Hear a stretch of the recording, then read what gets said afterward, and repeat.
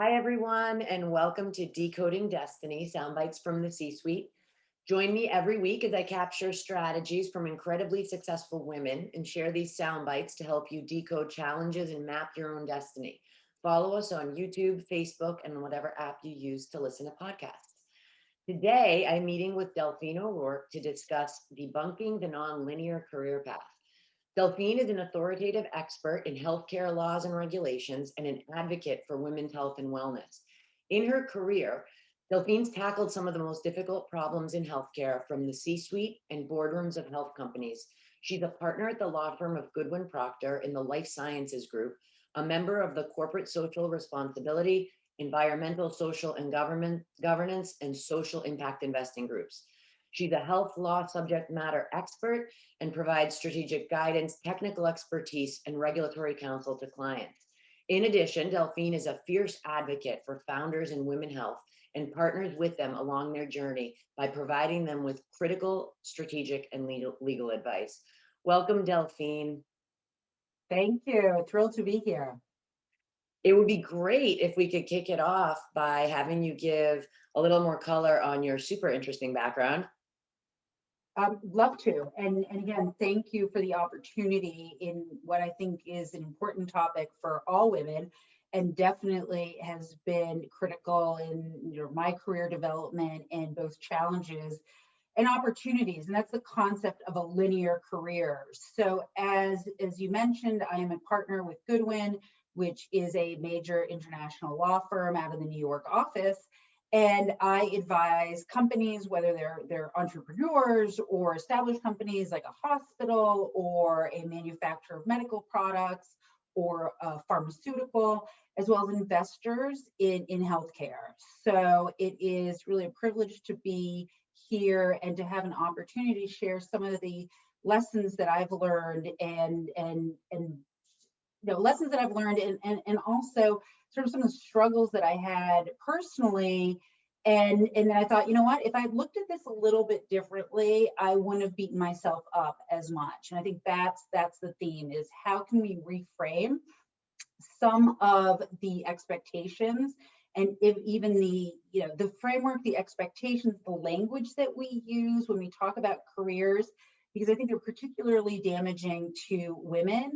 And often we internalize those concepts of, today we're going to talk about linear career, but it's also, work-life balance. If you can try to just achieve work-life balance, you're never going to get there. And then you're beating yourself up again for not having something that you think you should have. So when we talk about, what do we mean by a linear career? And to me, it's the concept, sort of what I'll call an old-fashioned concept of, you start working for a company, let's say it's a General Motors, it's your IBM, and you work there for 40 years, 45 years, whatever the number may be, and you sort of just progressively move up in the organization, and you stay in your lane, and eventually you retire, maybe with a gold watch, or maybe not, but that's what you should be doing. And, I think, again, even, when I was starting, but even today, there's this concept of that's how it should be. It's bad to change careers. It's bad to change employers. And particularly for women, if you have not been following that quote trajectory, I'll use a term that's used, which I hope that we change this language, is I took time off. And now that I've taken time off, I want to get back in, the on-ramping, off-ramping. And I'd like to just throw away that entire concept. I have two boys, they're 10 and 12. And unless, mothers out there, unless your experience was completely different from mine, taking care of them was never off. Okay. At work, if my clients are like upset and yelling, I know why. When the kids were 6 months old and they're crying and you have no idea, you can't say, hey, I'm going to go take a break now. There's nothing off about taking time to take care of or raise your children, to take care of elderly parents. So, that's just one of the concepts that, I hope we're going to dive into, to say, take that linear, throw it away, and think about reframing it, reframing your story, reframing your brand, and saying this is an asset. And I think we're also going to touch on, so how do you get there?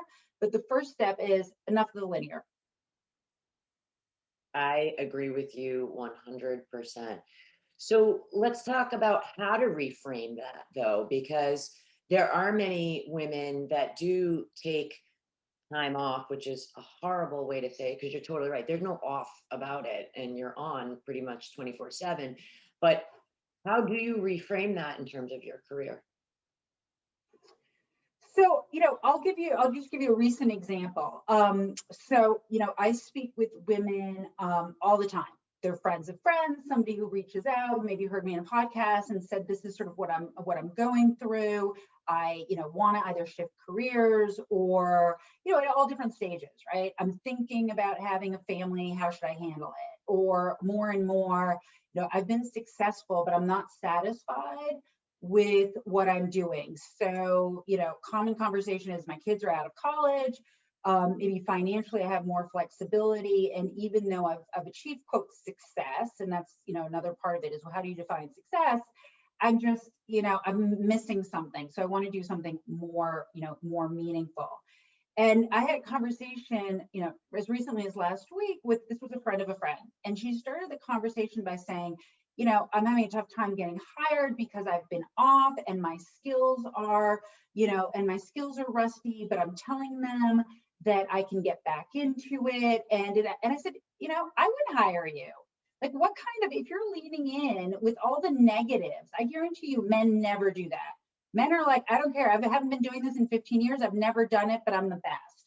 If you're thinking about, how do you rebrand yourself? Even if it's an exercise simple as, okay, what are all the positives? What's the narrative? Don't let them, whoever them is, whoever you're talking to, create the narrative around you. And the common narrative, I'll use the example of, getting back into work is, oh, she hasn't been working. So again, she's rusty. She's not up to date. She's, no. Okay. So how do you reframe that and get into a narrative where, okay, what are you leaning in with that's a positive? Okay. And don't lean in with, I've been off. Okay. What are the skills? What are you bringing? No, maybe you haven't been working in a traditional environment, but what are the skills that you've developed? I mean, there's studies, recent study that shows that being a parent, and there's a fantastic book that's coming out by a friend of mine named Amy Henderson on just this topic. Being a parent teaches you so many skills that you never get in the workplace that are so critical. Maybe 10 years ago you were in one profession, and now, that profession, maybe it's marketing and your skills are not as needed. Okay. Find out what is needed and how can you, again, what's your story? Create your story and then pull everything you might have done to encourage that story. Show that you're up to date. Make sure you're reading, and if you haven't been for the past 10 years, crash course yourself. Show that I'm relevant today and lean in with that instead of already going in. I hear this over and over. Oh, I'm off ramp. I haven't done anything. That, if you're telling yourself that, then that's what they're hearing. And I wouldn't hire you either. No, that's really true. So when you say non-linear career, I mean, explain that a little bit more in terms of, is it just getting out of something because of something personal and going back into it, or could it be changing something completely, going into something completely different? And when you do that, what are the differences? How do you overcome that I've never done it before, if you want to make a complete career switch? Yeah, that's hard, right? It's like jumping off the cliff and you're like, Yeah. wow, I've never done this before. So I think it could be a couple of things, and I'll just draw from my own experience. So I wanted to be a lawyer when I was like in high school. I mean, at one point I thought maybe, I wanted to become a therapist. And that was like my senior Kind of the same year. thing. Right, it is, but it was like, a month before graduating from college, I told my parents, I was like, I don't know, maybe I want to be a therapist. And I remember my mom was like, maybe, but in the meantime, let's graduate and then we can regroup, right? And to your point, it's a lot of this, it's really the same. I wanted to be a lawyer. I wanted to be a criminal lawyer. I had absolutely no doubts. Like, it wasn't like I was like, oh, maybe I'll do this. I go to law school. I went to Columbia Law School. I was very fortunate. I did well. I started with an excellent law firm in New York City, da, da, da, da, da. And then one day I was like, this is not what I want to be doing at all, at all. And, for a variety of reasons. And again, this could be a whole other podcast, things that I wish they told young lawyers. But I had this like view of saving the world, right? And you go to law school and you're going to make a difference. And then I was like, I'm working for corporations. How am I going to make a difference? So today I've reconciled that and I feel like I am making a difference. So I said, you know what? What I really want to do is design jewelry. I was doing it on the side. I'd always liked to design jewelry. And I said, I really want to do this in addition to my law career. Like, I won't transition out of law, so I'll do it sort of on the side. Completely different. And I mean, people are saying, I remember like people saying like, you went to Columbia and now you're going to sell jewelry. Like people are, there's like no qualms about it. Like you're throwing away your career, like blah, blah, blah, and it was a leap, it was a leap. And even my colleagues were like, what are you doing? And, even though, I still had that sort of security of still practicing law, I tried it. And I was going to trunk shows. I was like calling my jewelry. I was going to the manufacturers. I was dealing with retailers. I had this like dream that would be fabulous. And it was not at all what I thought it was going to be, right? I thought it was going to be this sort of really creative exercise. And it was just about a business, right? At the end of the day, you're selling a product. And that meaning, that creative meaning that I was looking for wasn't there. So then I had to go and say, okay, law firms, this is why you should work with me, even though I have just been focusing on a jewelry business. And law is a very sort of conservative, especially if you're in that track of you do, your first year, then your second year, your third year, your fourth year. I thought, how am I going to convince them that, what I really want to do is be a lawyer? And, and that's what I said. I said, I had a doubt. I tried this. And now my commitment and my dedication to law is 120%. And that was true because I tried something different instead of having this like fantasy of what it could be. So, that's an example because I was like, antsy and I wasn't quite settled. And all of a sudden I had been certain and then I wasn't quite certain.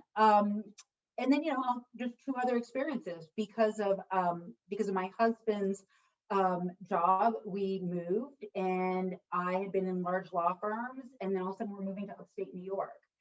And I said, okay, what am I going to do in upstate New York in a small town? And then I pivoted and said, okay, I'm going to find the best opportunity in this area that I can. I'm not going to complain about how, I'm not in New York City anymore and the opportunities aren't there. Let me try something completely different. So when I say completely different, I was still a lawyer, but that's how I got into healthcare. There was an opportunity and I said, I can do this, if why not, right? I'll try it. And I became the general counsel of a health system. And that's how I discovered basically health and health law. And it is my passion. And I didn't search for it, right? I thought I wanted to be a criminal lawyer and that's what I was doing. And so I think a couple of things there is, what I mean nonlinear is, okay, you have to change jobs because of maybe a spouse, change jobs because you're taking care of your parents, change jobs because you're fired. I mean, a variety of different ways or reasons why you might need to pivot.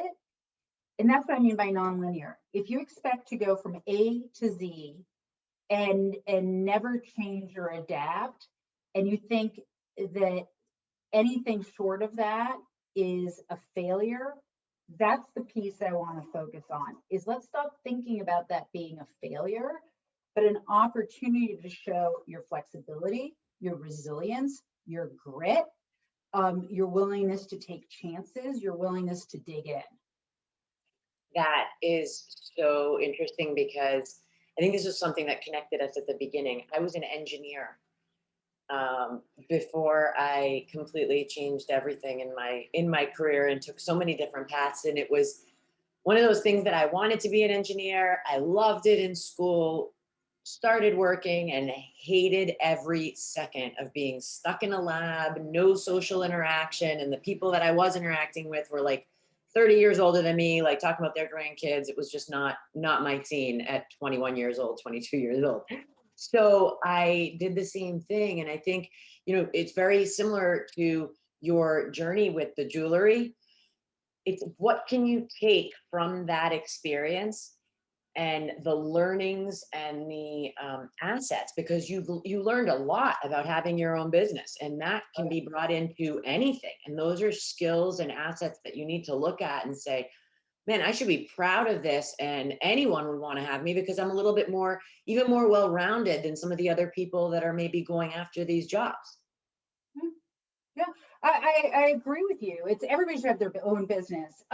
You know, I another thing when you get back to this sort of the linear concept is, again, I talk to a lot of women who say, I want totally out. And, you bring engineering was maybe not a good fit for you. But before you say, I want totally out, to sort of have that conversation and acknowledge yourself. And I'm happy to talk about that and say, okay, well, maybe within this, I started out as a litigator where I spent my days writing briefs. And I thought I love to write. And I thought, wow, that's going to be perfect for me. I'm going to get paid to write. Like, how can you find a better job? Like, that's ideal.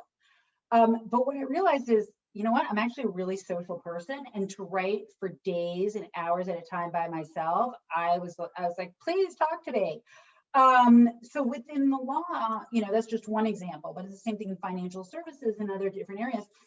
Now I'm in the work that I do is advice and counseling. So I am talking to on regulations, or strategy. I'm talking to people all day long, and I love it.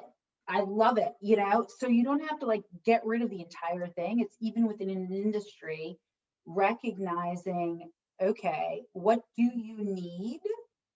And when I say need, I think to a certain extent we're wired. What do you need for it to be a life-giving experience rather than a life-sucking experience? Now, I know a lot of people who, if they had to talk on the phone all day long, would say, I'm wiped at the end of the day and I can't think of anything worse. So what is it, even more, there's a lot of conversation, I need this job, to take some time, and I wish I had done this earlier, and to think about, what do you need on a daily basis? Forget the titles, forget the brand. What is it that's life-giving versus life-draining? When do you, take 3 weeks and write down, ooh, I felt really good after I did that. Oh, I really like to do X. And sort of map your own self out, right? It's like, when you're exercising or trying to track your diet. And then drill into that, because that's where I think you're going to perform the best, where you're getting that energy, versus, if at the end of the day you're like, ugh, every day, dragging yourself home, it's unlikely that A, you're going to sustain, and B, that you're going to be high performing. Sure. And you mentioned something that's interesting, is that even within the career that you have, if you're happy with it, finding the niche that makes you even more happy. And you've done that. And I think I'd love to talk a little bit about how you really revolutionized women's health and law, and you're kind of taking that and doing something different, which, again, you're passionate about being a lawyer. That's what you did.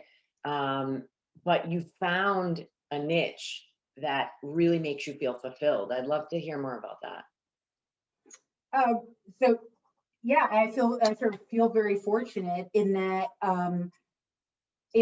there's sort of three things that I was really passionate about: the law, healthcare, and women. And when I say women, women on boards, gender equity generally. And to be able to combine those and spend the majority of my time focusing on that intersection, women's health is where my passion and where I'm focusing my energy, and I feel like I just vibrate at a higher level. And so be careful if I start talking about women's health, you'll never get me off the podcast. And 2 days ago, we launched the first, Goodwin did, the first women's health and wellness practice. So law practice. So what does that mean? If you're not a lawyer, it's, law firms are organized and have different areas of expertise. So you have people who, try cases, you have people who advise companies on securities laws, and they're called practices. So this is the first one that's dedicated to women's health and wellness. And, over half the population is female. So, and we have been, largely ignored, and in healthcare, and this isn't healthcare, it's wellness, it's a comprehensive approach. And we did it to help our clients, because our clients were saying, we don't know who to go to. We want to make sure we have trusted advisors, and we want to make sure we work with people who understand our industry.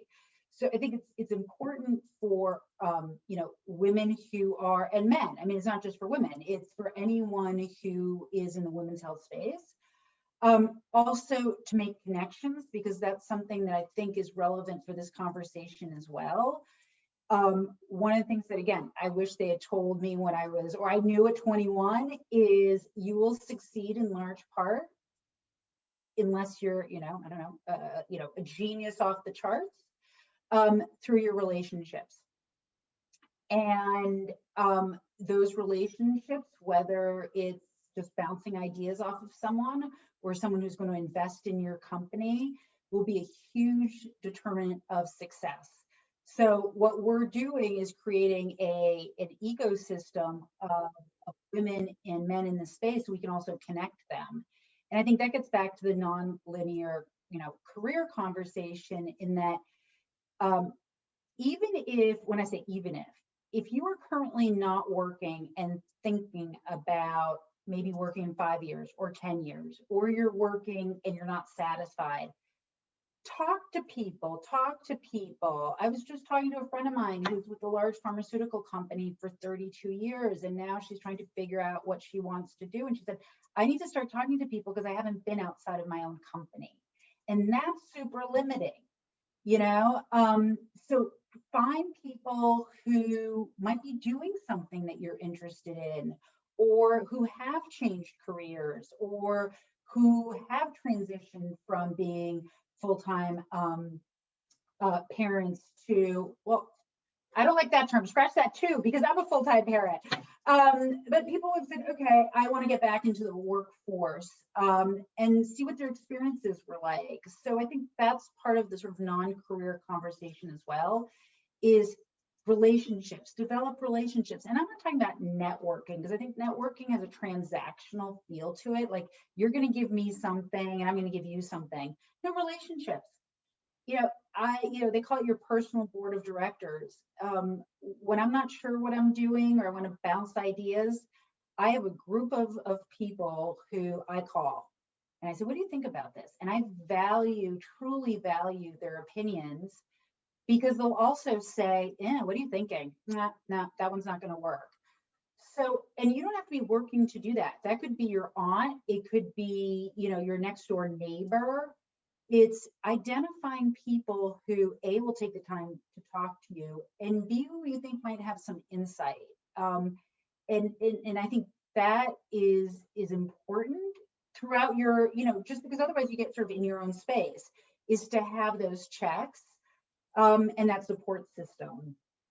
It's so how do you do it? I mean, that's what I'd say. It's like, let's start with that. What are you even thinking?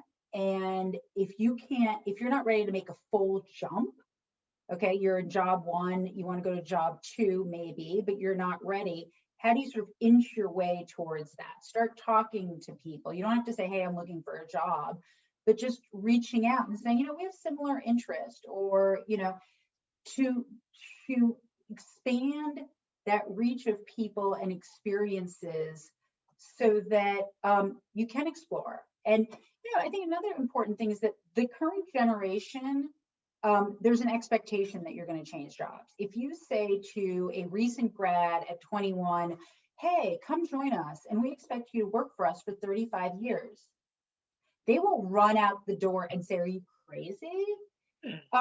So let's take advantage of that.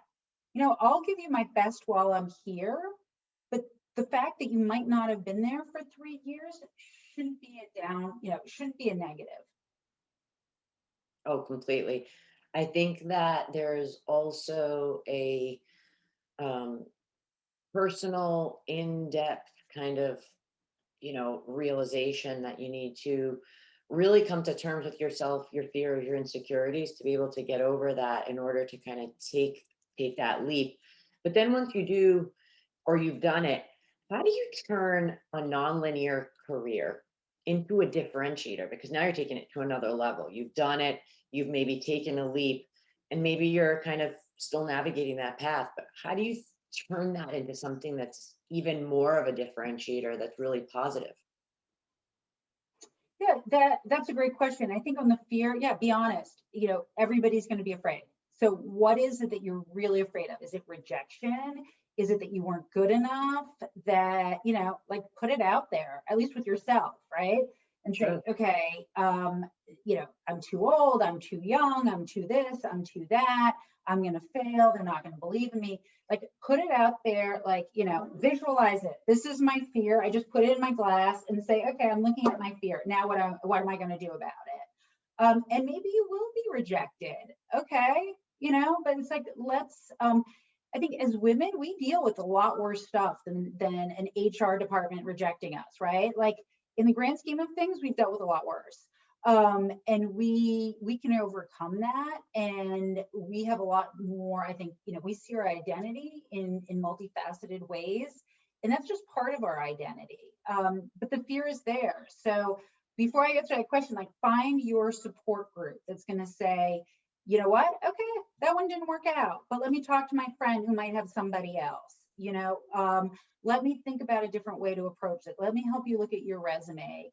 But the idea that there's no fear, there is fear. So it's like, okay, let's take it on, and again, where I think we're good at that. So how do you differentiate? I think it's part of that is that branding, is that how do you write your own narrative? You have a broader perspective. You can compare how other industries approach that issue. Look at the skills that someone who's had, quote, a linear career has, okay? And what are skills or experiences that you've had that are different that you can highlight? So, what are, so I'll give you an example. Because I was general counsel of a health system, I was in the boardroom all the time. So certain lawyers are in the boardroom, but very few have been in the boardroom as much as I have, because that was part of my job. Or managing teams across the country. Or so look at what you have done and what your peers in that industry have done, or the experiences. And instead of trying to say, well, I'm exactly like you, because you're not, right? You haven't been in that company. You haven't been going from first year to second year to third year, or whatever, advisor to analyst to whatever the terminology is. So focus on the differentiators. Yes, I was in the car industry and now I'm in cosmetics, but we're talking about our consumer products. And consumer products, where the look of it is critically important. Okay. So yeah, maybe a lipstick and a car doesn't seem like it has anything in common, but make those connections. I understand the consumer. Whatever your background is, I understand, cultural sensitivity and cultural marketing are becoming more and more important. Hey, company, 60% of your consumers are women. So, and your senior team here is all male. I can bring a perspective that you currently don't have. That doesn't mean that you represent all women, Of course. but right. But say, don't hide from it. I mean, Yeah. they know. It's not like you're going to hide it and they're going to say, oh, wow, we hadn't noticed that Jane wasn't in the cosmetic industry before. But take advantage of it and say, I'm bringing a fresh light. I'm bringing a fresh perspective. Look at data. That's another thing. People like facts. So research. Look at studies where, empirically, it has been proven that having team members who have not been part of the group think help, particularly in consumer products, help identify gaps that others who have been developing a product haven't seen because they've been in it. So, do your research, make those arguments. It's great that I'm different because you've all been looking at it the same way. No, that's very powerful. And it's really important to kind of take the time to do that and to do the prep work. I mean, I think that, a lot of times I talk to a lot of women who want to do something and they have these very high level ideas and they're ready to jump right in. And there needs to be a lot of work you need to do before you get to that point. I think that's the first step, but you kind of really outline the steps and things that you need to really make sure you've secured before you can do it. There's work that goes into it. Nothing comes easy. And someone, I remember someone said that to me, you should be reading about your industry all the time, half an hour a day. And I thought to myself, I'm doing this all day long. I mean, this is when I was in my 20s. Why would I want to read? Like, I have some great novels I want to read. Why would I want to read on top? And you know what? It's totally right. I read if I have spare time. Now, again, I'm reading about something that I love, and maybe I should read more novels at this point. But read. And even if you're not going to go back to work, or even if you're not going to transition to a job that you think would be more fulfilling, you've got 5 more years as an accountant, and you're not going to be able to, save the rainforest for another 7 years. Read on the industry, what's happening, the trends, what does the data say? That'll help you understand the industry. It'll help you position yourself. And when you are talking to people, they'll see, wow, she knows this. She knows her stuff. This stuff, right? And it doesn't need to be, hours. It can be 5 minutes here. You're waiting at the doctor's office. I always have there's a magazine called Modern Healthcare, and they have lots of short articles. I always have one in my bag. Well, now then COVID, I'm not going anywhere, but I always have one around, even if I'm just going to read it for a couple minutes, because then I'm staying current. No, that's great. So Delphine, you are a powerhouse woman. I'm so loving this conversation. And I think that so many women are going to get so much out of this. What's a motto that you live by today? Like, what is something that's your driving force? Why? What's my why? So if you haven't seen it already, for me, it was like life changing. There's an I think he's an organizational psychologist. Simon Sinek, you're going to say. Simon Sinek. My favorite guy on the planet. Okay, so he was at Columbia as a professor. I graduated from Columbia. Like, I knew people who knew him, and I'd heard, oh, this guy's great. Da da da. I watched his TED Talk, and I was like, whoa! And I still watch it, I don't know, at least once a month. And I've shared it with teams, and because he helped me organize it. And he says it in his TED Talk, like, this is nothing new. I'm organizing it for you. And it's totally right. And I started thinking about, and I use it for, if I'm doing client pitch, what's the why? But I started thinking about, what's my why? Why am I doing all of this? And yes, why do you work? Well, you work because you need to pay bills, and you want to retire at some point and be able to care for your family. I mean, there are those pieces, okay, no doubt, and those pieces are critical. And I start thinking, is there something more? When you say what's driving it? At the end of the day, what's my why? What's my why generally? If you want to be sort of graphic about it, but it's sort of like, what's going to be on my epitaph? What is it? What's the why? She did X, or she gave Z. And there are a lot of different ways to express your why. And it's that expression that I started saying, okay, that's what I want to spend my time and energy doing, because there are lots of different ways to do it depending on what your why is. And that's what was the game changer for me. Now it makes sense, and now I can sort of align my focus, and all of these ideas about what women can do and shouldn't do and need to do, they sort of go away when you sort of just focus on the why. And that's part of the linear. Like, we're told we should have linear careers, work-life balance. We're told all these things, and we internalize them because that's what we're told. And what sort of motivates me to have these conversations is when I talk to younger women who say, well, I really want to have work-life balance, so I'm going to stop working. I've never had work-life balance. not once. Nothing in my life is balanced. And maybe it's balanced for like 2 seconds. And then guess what? I was telling Rena this morning, it's a gorgeous day today. There's no weather. Our kids go to school. Guess what? There's a power outage. They come home, right? So all of a sudden I'm like scrambling before this, trying to figure out, what we're going to do. There's never any balance. So if you continue to think you're a failure because you have work-life balance, those are just like things that are pulling us down. And you're constantly going to be pulled down by it because you're never going to feel like you're balanced. It's always going to be skewed one way or the other. There are all these things that they tell us we should do.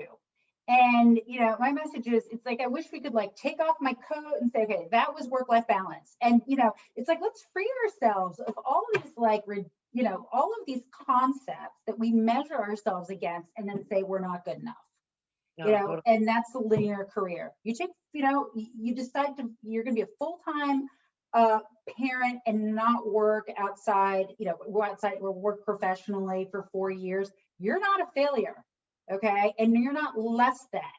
And, more power to you. I don't think I could do 4 years home full time.